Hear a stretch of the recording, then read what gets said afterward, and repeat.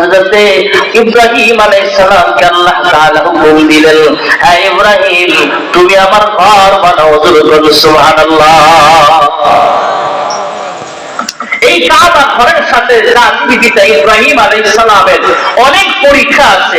সংক্ষিপ্ত আকারে দুই একটা বলি, শেষ দিকে চলে যাব ইনশাআল্লাহ।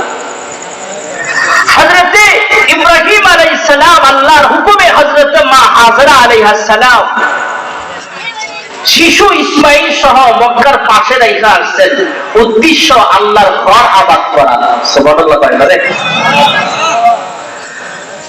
এই সন্তান যখন আস্তে আস্তে বড় হয়েছে, তখন আল্লাহ তাআলা হুকুম করলেন কুরবানি করো, তোমার প্রিয় জিনিস।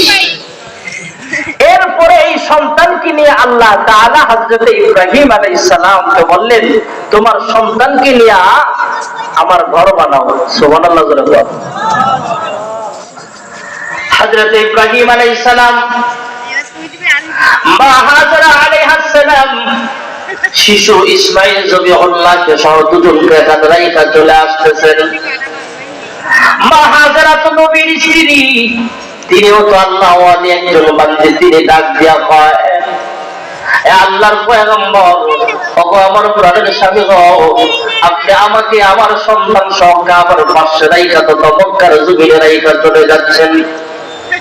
জনমানবহীন এলাকা, যেখানে কোনো মানুষ বসবাস করে না, যেখানে গাছ লাগাইলে গাছ জন্ম হয় না, পানির ব্যবস্থা নাই, খাবারের কোনো ব্যবস্থা নাই, অল্প খাবার অল্প পানি নাই, আপনি আমাদের রাইখা চলে যাইতেছেন, কি ব্যাপার?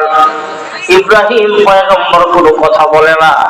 হযরতে মা হাজরা আবার ডাক দিয়া কয়, হে স্বামী আমার, বুঝতে পারতেছি, শুধু একটা জবাব দেন, আসলে এখানে রেখা যাওয়াটা এটা কি আমার আল্লাহর হুকুম কিনা? ইব্রাহিম পয়গম্বর মাথা নাড়া ইশারায় বুঝালেন, তোমাদেরকে এখানে রেখা যাওয়া আমার আল্লাহর পক্ষ থেকে আদেশ। সুবহানাল্লাহ।